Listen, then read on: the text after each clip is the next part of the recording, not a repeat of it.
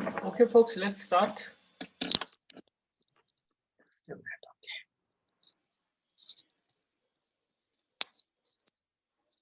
Hello, can you hear me? Yes, sir. Okay, all right. So I guess okay, 21 out of 30 are here. Okay, all right. So people will join in one after me. All right, so let's start. Okay, so here we will what we'll focus on in this talk is largely about the performance issues of cache. Okay, and question is that how cache is really organized. Okay, and this diagram shows that cache is part of the CPU chip. So it's very close to the ALU or register file, right? Because remember in RISC architecture, RISC-V architecture, the transfer between memory and the ALU or CPU is between register and memory. So it means that register has to interface with the cache memory. So no data directly goes to ALU, right? We have seen that. Okay, all right. So and then so it cache memory, because the speed has to match that of a processor or ALU. It has to work at sub nano speed, some nanosecond speed, right? And hence it has to be very close to ALU and register file.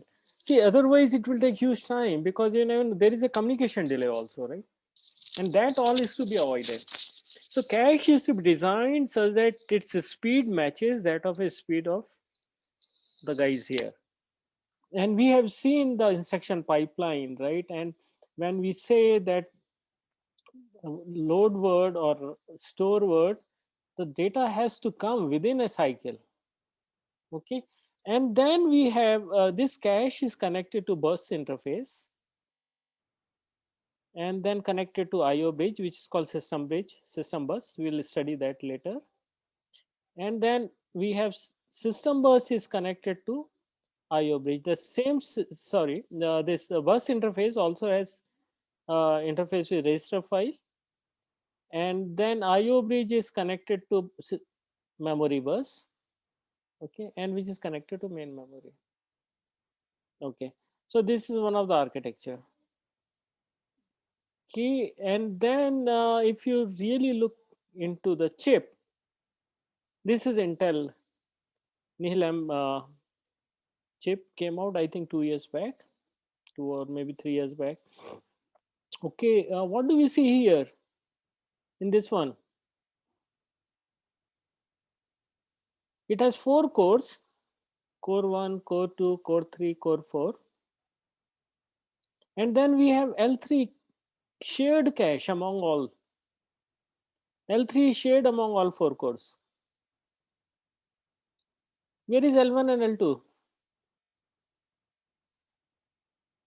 Obviously, since we are not seeing and it's not written, obviously L1 and L2 are inside the core. Okay. So in most of the new processors, we see that L1 is within a core. So each processor, each core will have L1 and also L2. Okay, whereas L3 is usually shared. However, it depends on different architectures, right? So similarly, you see in this diagram, okay, which is of different processor, is the AMD FX8150. We have L3 cache, which is shown here, and then L2 cache is also shown here. So now L2 here is share. It's not very evident that it's shared. It appears to me shared, but L1 surely will be part of each core. Here in I7, we can clearly see that shared one is only L3, and this is a 6-core machine. So L1 and L2 are both part of each core. Okay, each core has associated L1 and L2. Okay, in this one, which is Intel Sandy Bridge, came out, I think, beginning of this year or maybe last year. Very recent chip. We can see L1, L2, L3 shown here, but now it appears from the diagram that L1 and L2 are part of the core, because this is also a core, and L3 is shared. So all these are L3. Okay, and we can see here the size of L1, L2, and L3. L1 is of 32 kbit instruction cache and 32 kilobyte data cache. There are two caches. Okay, and then L2 is 256 kb, uh, and then L3 is 20 MB. Okay, well, it's almost ratio of L1 versus L2 is 10 times approximately, or maybe on the order of 10, we can say. And this is also this is what, this is also order of 100. Okay, this is another example. You know, all right. So i7 Intel cache hierarchy looks something like this. So there are four cores, core 0 to core 4. It has two level. So L1 cache, which is essentially split into two data cache and instruction cache. We have seen in case of pipeline design, we get data from instruction memory. We get the instruction from instruction memory and write into data memory, and having a split is necessary. Otherwise, pipeline will be stalled very often, or has to be stored, because there will be conflicts. Okay, L2 memory is usually unified. However, we can see each core has one separate L2. Okay, it means that it unified means what? It will have both data access and instruction access. Okay, and then L3 is shared across multiple cores. Okay. And you can see the details here, which you can understand. So L1 I cache and D cache means the instruction cache and data cache are 32 kilobyte, and each are 8-way. It means associativity is 8. Okay, and access time is 4 cycles. Hmm. All right, L2 is 256 kb 8-way. Access time is 10 cycles. L3 is unified, is 16-way. It means associativity is 16. In a set, there are 16 blocks, and access time is still higher. Okay, so L1 has minimum access time. All right, and the block size is 64 bytes. Why is 64?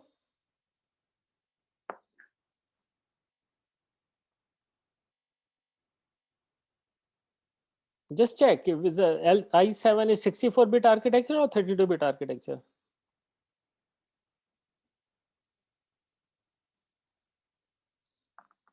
Anyway, so usually what happens is that within a block we read a byte, because a byte addressable, right? Or in most of the time is a, I mean, for example, in RISC-V we have load word and store word. Okay, so basic unit of transfer anyway in RISC is what, 32 bits. But block size can always be bigger, right? Block, because block is unit of transfer across caches. It's not a unit of transfer between processor and cache, first level cache. All right. Any question on this one?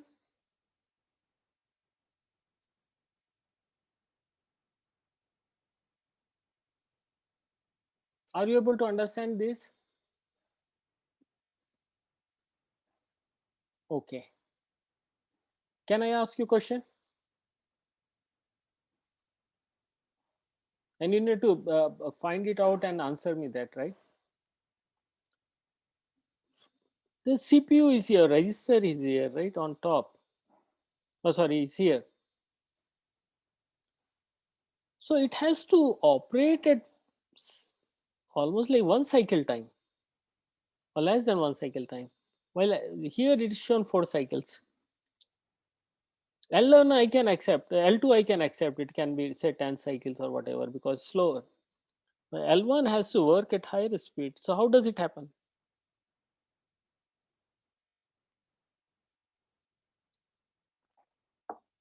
Right, within one cycle we have to get the data when reading instruction or writing a data.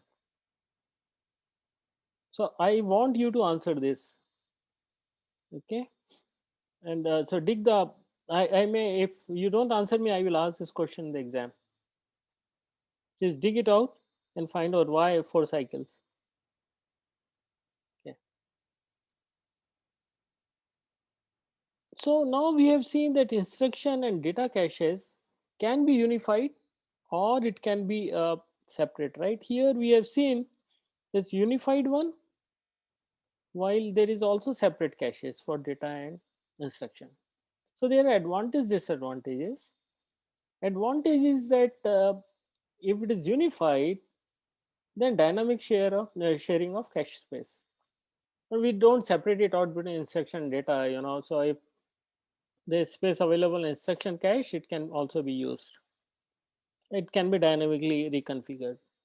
Okay, but our disadvantage is that can overwrite over each other, right? So can thrash each other. But we see that instruction and data are accessed in different places in the pipeline, right? Instruction cache is right in the beginning of the pipeline and writing happens almost towards the end. Okay, so there can be conflicts.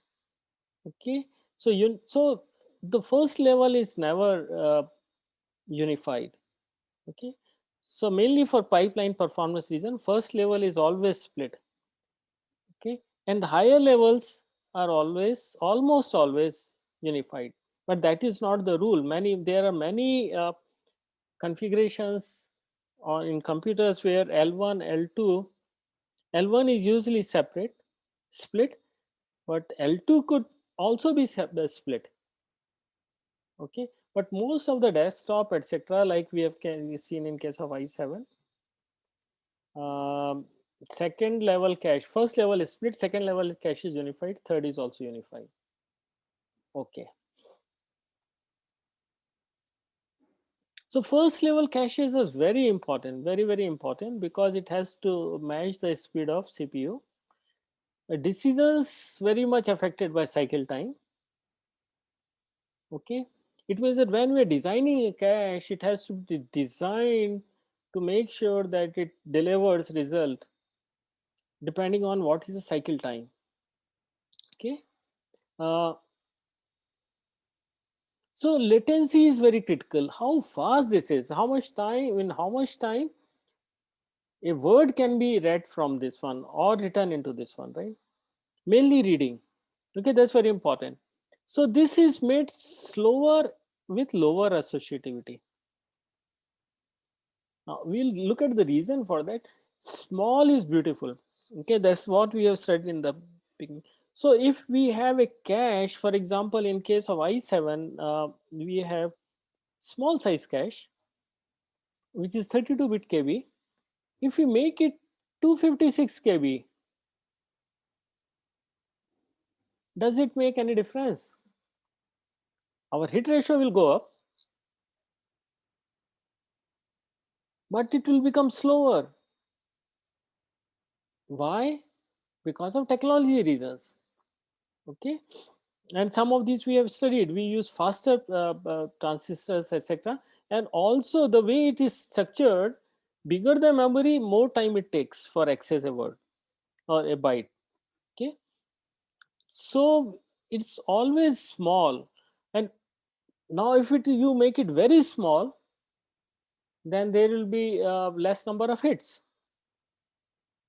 Okay, so hence it is to be designed very properly. What is the optimal size? Okay, and then so if the associativity is higher, then tag has to be matched at in the number of blocks. Okay, and then matching takes time.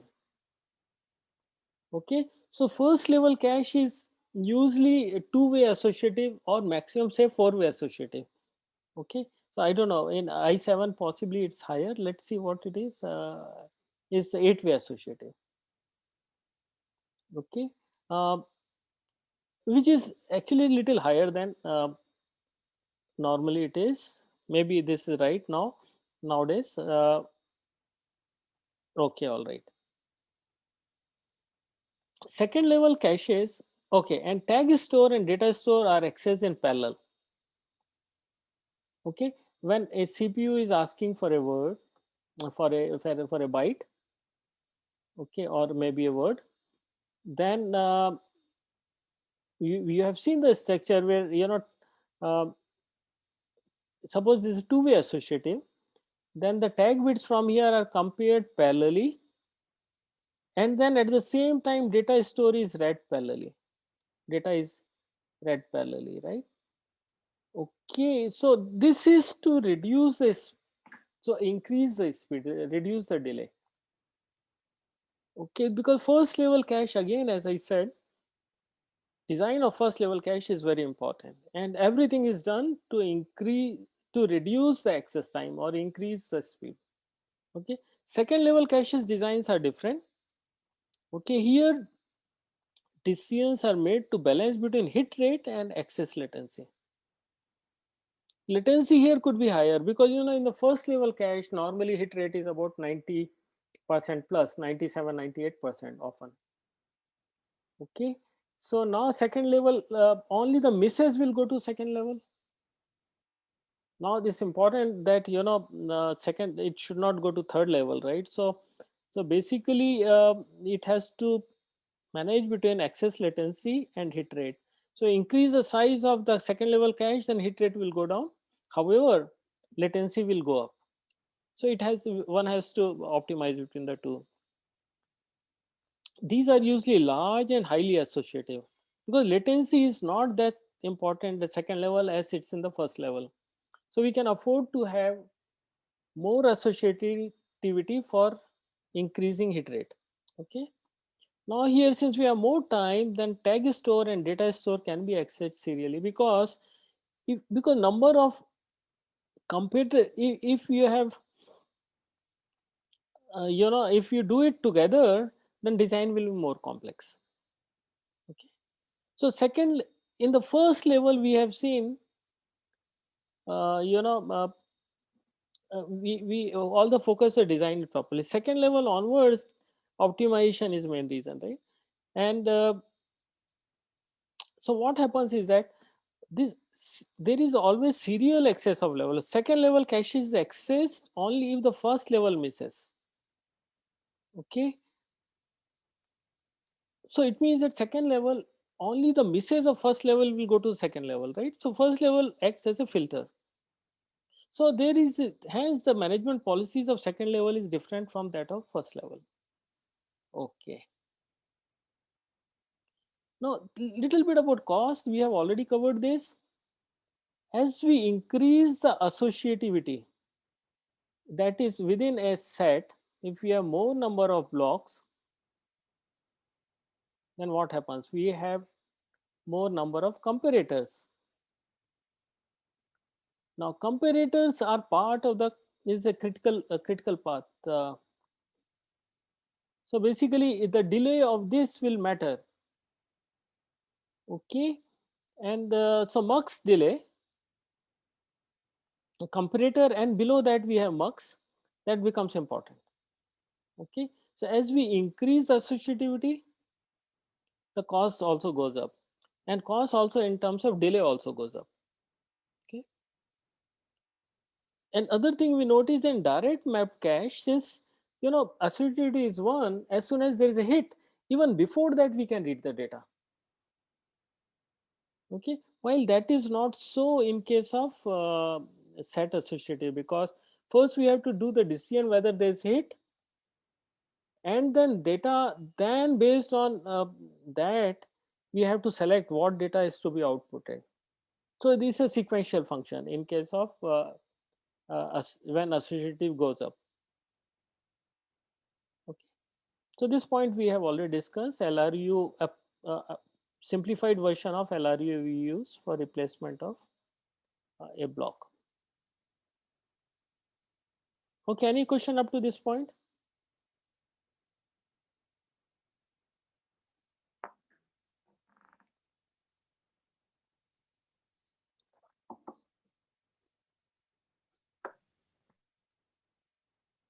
Sir, Huh.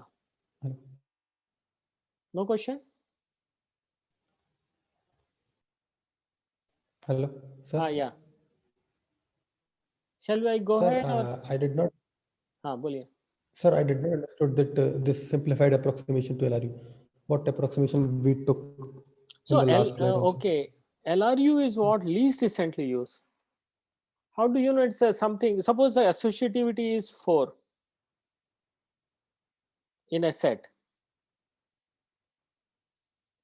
Okay, and new requests come for something which is not there, so corresponding block has to come and has to replace one of the 4. Which one of the 4 is to be replaced is driven by policy called LRU, least recently used. Okay, so out of these 4 blocks, which one is least recently used, you have to find out. And can you do this in sub-cycle time? What is the method that you are going to use such that is immediately you will get the answer? So even if you have some kind of timer, etc., then you have to compare this, right? Then find out which is least recently used. And can you do comparison in one very small period? It will require some time, right? Then can we do is much simpler thing that you approximate it.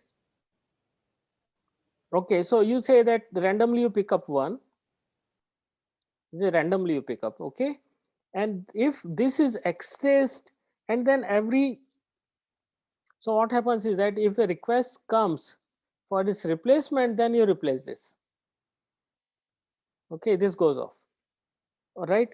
So even before that, if before request come, if this guy is accessed from the CPU, then you change the pointer to the next one.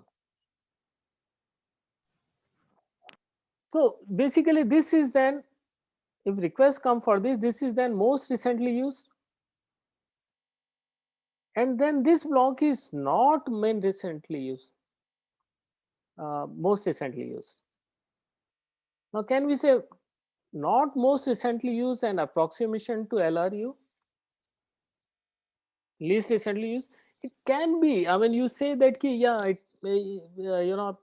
maybe it's not 100% right, maybe 50% right. Yes, sir, it's clear. Okay, all right. Okay, let's move ahead. So let's look at the performance. Okay, all right. So here we have associativity on x-axis. So one way, part of this curve is one way, part is for two ways. So this point here says two way, then it is four way, and this is eight way.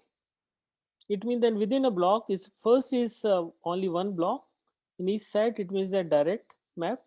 Then two-way associative, four-way associative, eight-way associative. And here there are 8 blocks in a set. Okay, all right.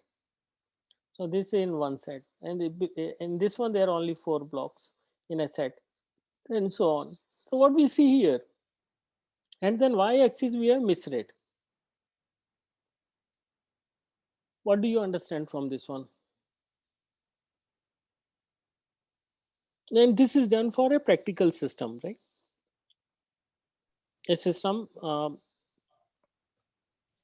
that's kind of known configuration, a good configuration.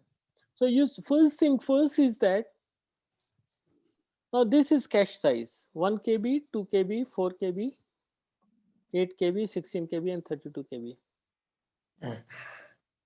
Okay, what is this point here? What does it show? If cache is 1 KB,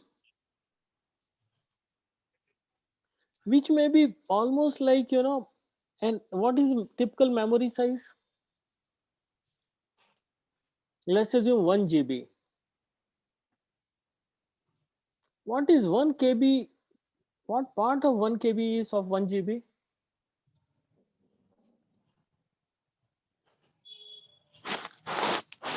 1 millionth part? Approximately we can say 10 raised to the power 9 divided by 10 raised to the power 3 is 10 raised to the power 6. So we can, in decimal, we can say it's almost like millionth times shorter, right? Smaller. So it means that even if we are using cache which is 1 millionth of the main memory, yet we have approximately say 90% hit. 90% of our requests coming from CPU or Mac. Is not the beauty? Or 88% or whatever, approximately 90%.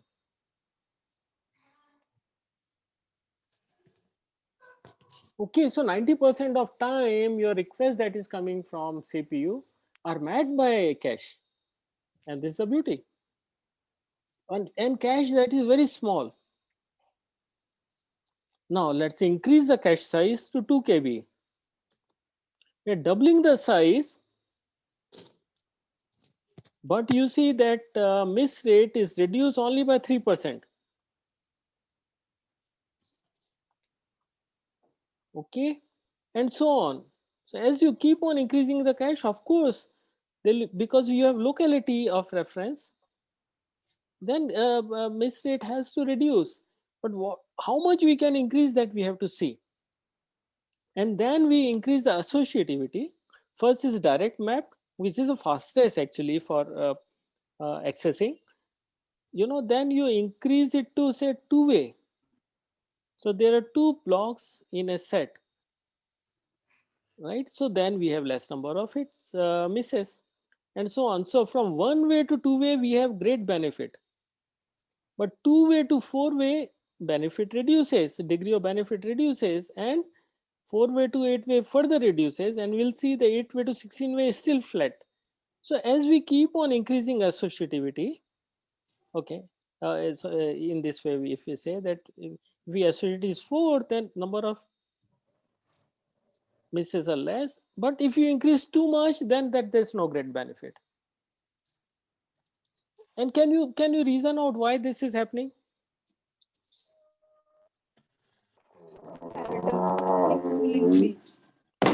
Pardon? Yeah, right. I mean, go ahead, tell.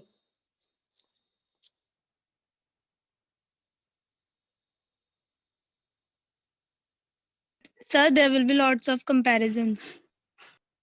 Comparisons, no, not real. Yeah, I mean, that is of course going to take some, there's going to, yes, there is going to take delay, but largely what are we doing by increasing associativity? We are reducing it some way, some other places. Right, earlier we had, you've seen in the diagram, we are just mapping it differently, right, such that conflict misses are less.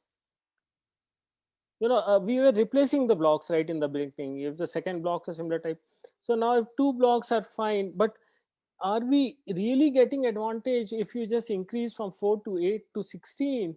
Because we may not have that kind of distribution, or request of that pattern may not be coming often.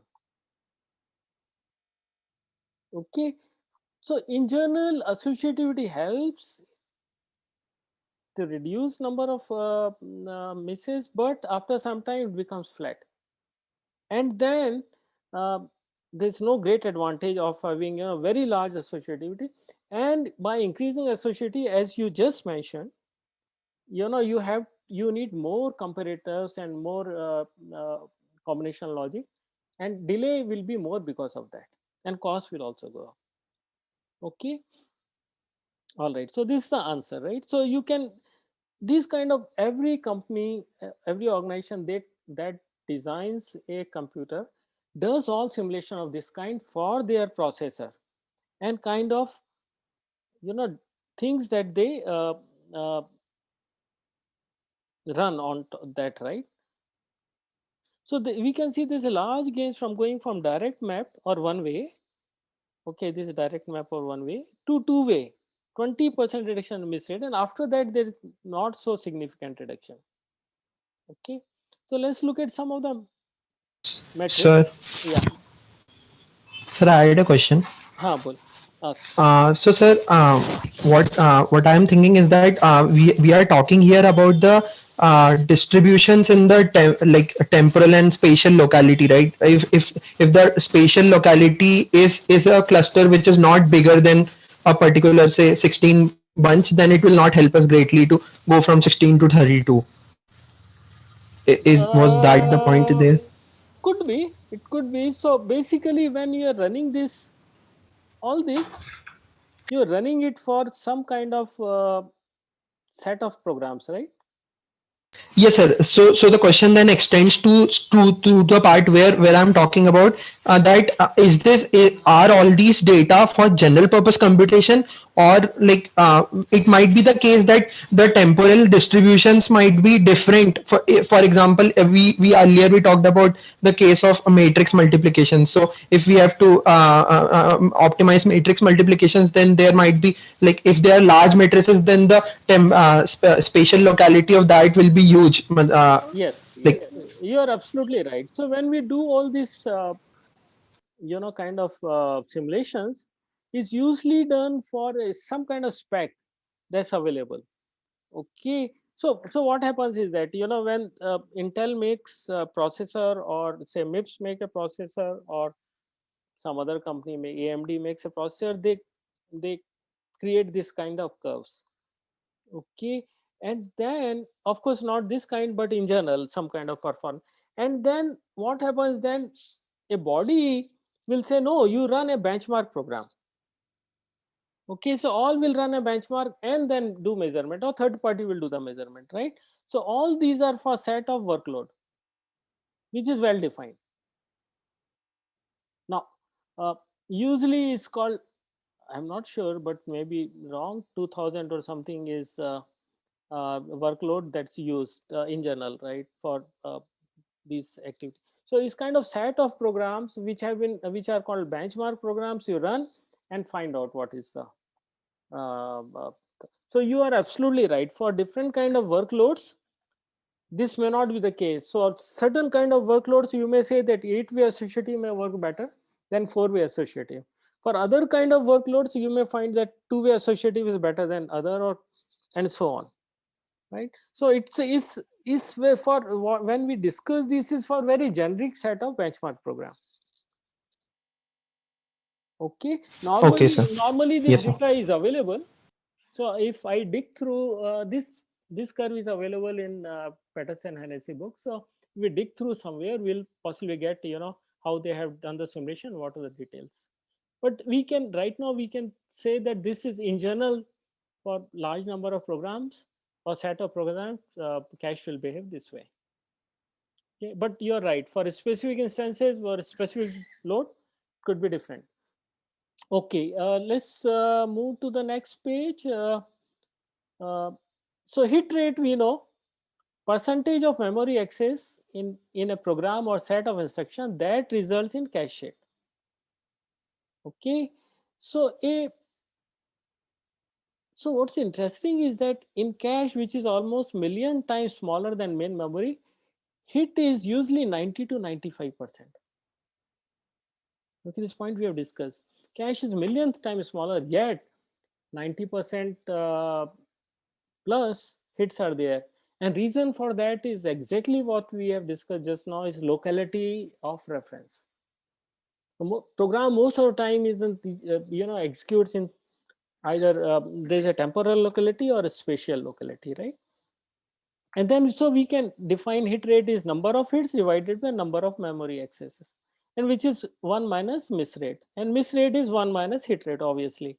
A fraction of memory references that is not found in cache. So it has go to the next level. Okay. So typical numbers are 3 to 10% for L1. Only 3 to 10% your references are missed. Okay. And this is very small for L2. L2 is less than 1% usually. Well, L2 is bigger in size, right? And penalty is what? Suppose you have a miss, then how much time you will take to go down to lower level and get the data up, right? So if you go to main memory, then it can be thousands of cycles. So if your cache is structured such way that if L1 misses something or L2 is available, then you miss by say tens of cycles. Now if you go further, then maybe 50 to 100 cycles. And if you go to main memory, then it's almost 1000 cycles it will take to get the data. So penalty could be very high. Okay, so cache organization now, the problem is how to design the cache organization such that hit rate is maximum, then hit time is small, it means time to access the data, and then miss penalty is less. Okay, so we'll come to that point now. Now next point is hit time. It means that you have hit, there is a cache hit, then you are accessing data to a higher level. Okay, now this is very important for L1 cache. So L1 cache is because interfacing with main memory, sorry, with a register or ALU. So it has to be the hit time has to be very small. Okay, so it includes the time to determine whether the line is in the cache and tag comparison. Okay, that's the reason many processors will have less associativity in the first level cache. Please note that the cache is circuit structure that sits inside the core of the processor. Okay, we have seen the cache is in the processor chip itself, right? And it's a critical path component for the processor. Okay, because it's attached at the both sides of the pipeline. Okay, so cache L1 cache has to be designed such that it does not impact the cycle time of processor.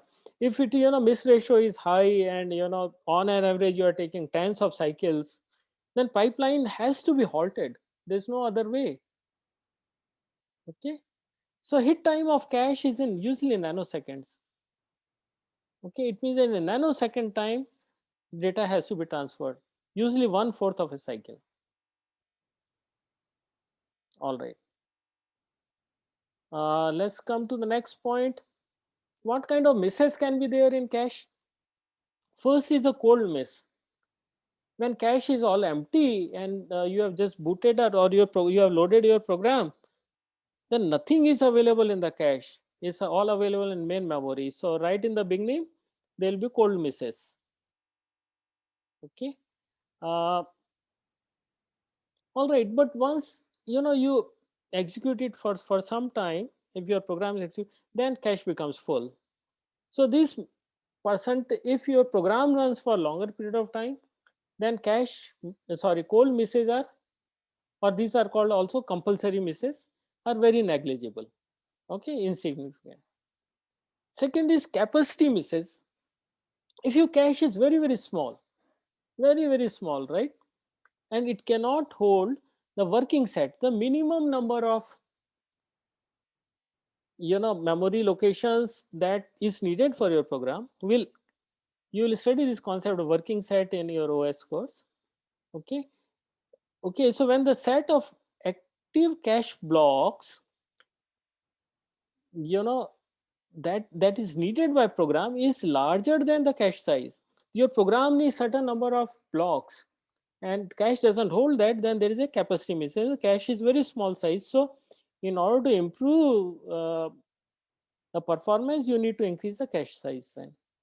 Okay, and then there is a conflict misses that we have seen, collision, right?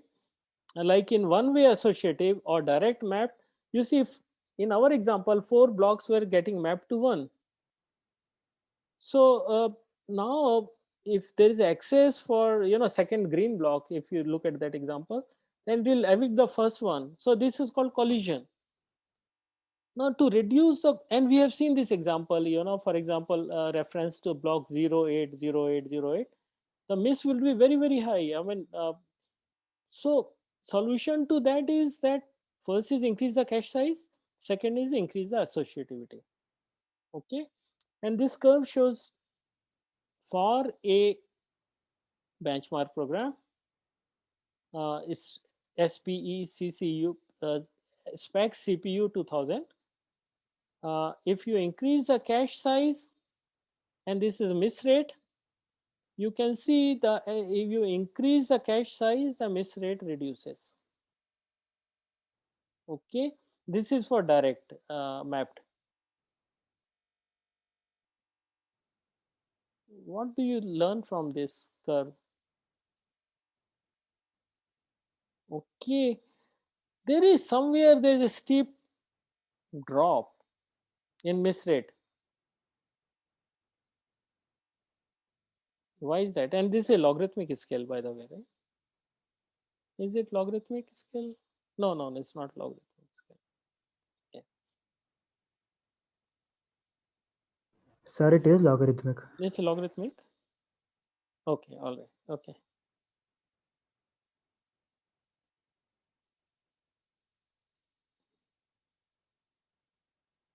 All right. Okay. So why is this a sudden drop here?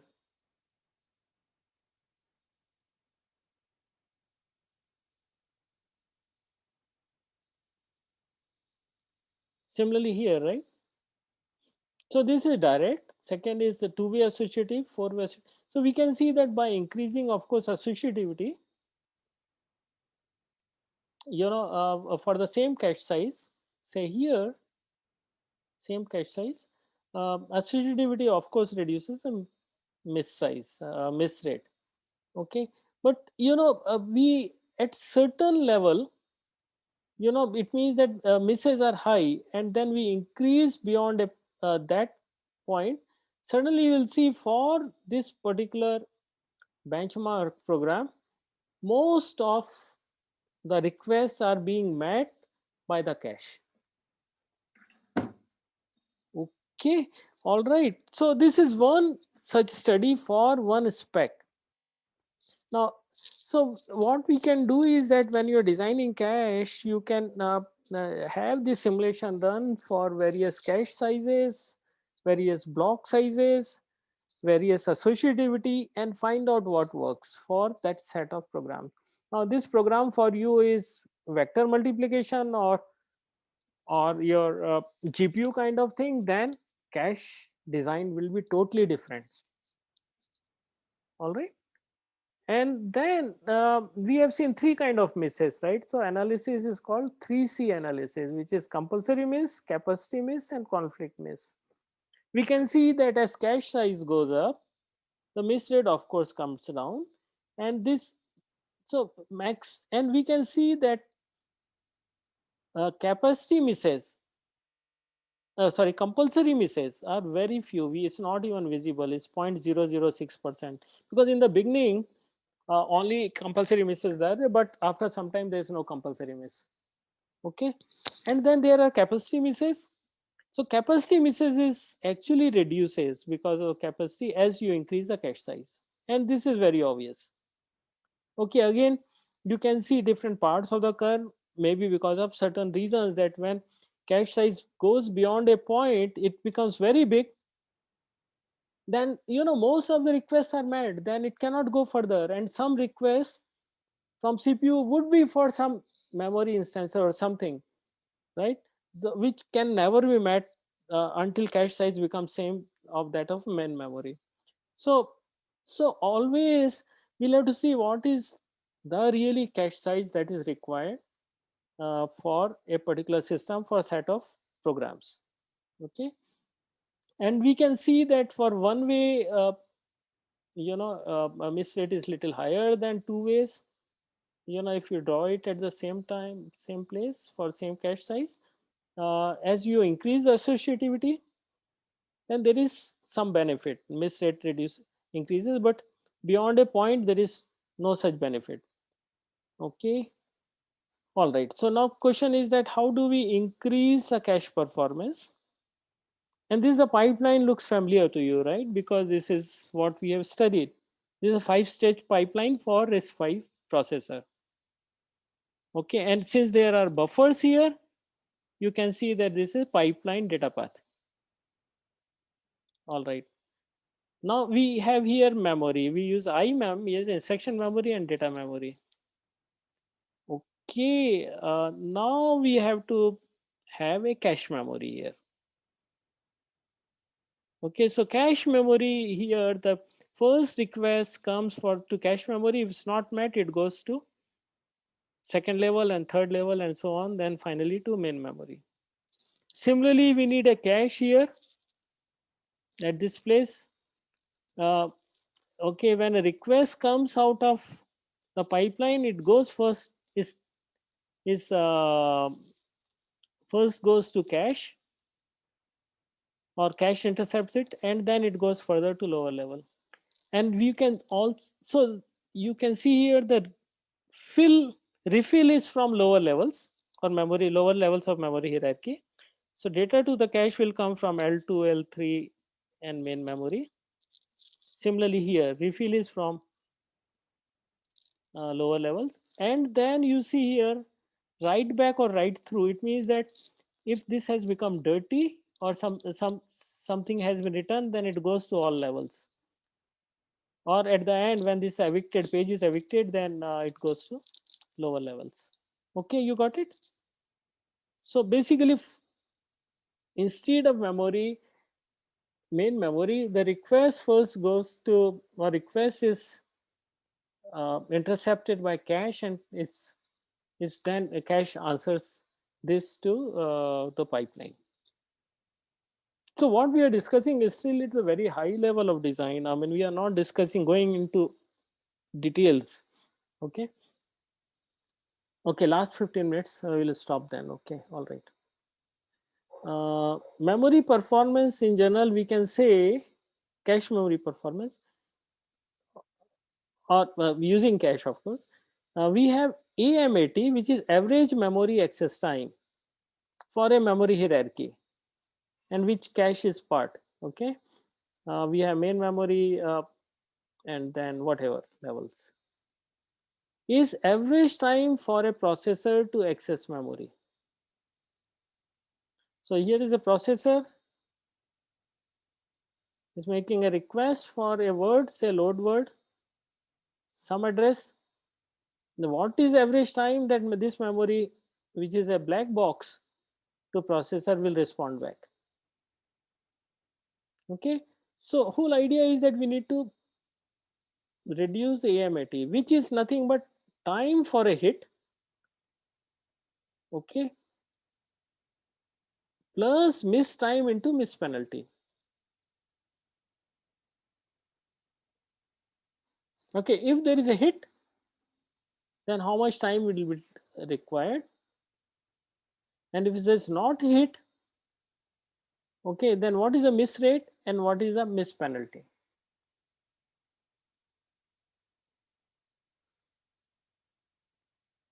All right, so now is it clear?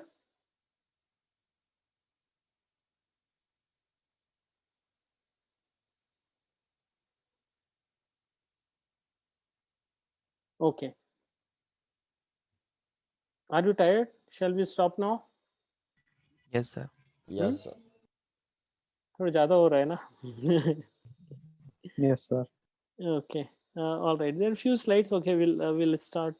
And yeah, it will take 15-20 minutes. ठीक है. All right. Or you guys can read it by yourself. That's also possible. Sir, I have one doubt in the last second slide you taught. This one? No, sir, previous one. Okay. Sir, what exactly is happening here? Sir, it's not clear to me. Sir, next. Previous to this? This one? No, sir, next slide. यहाँ पे this one? This one. Okay. Yes, sir.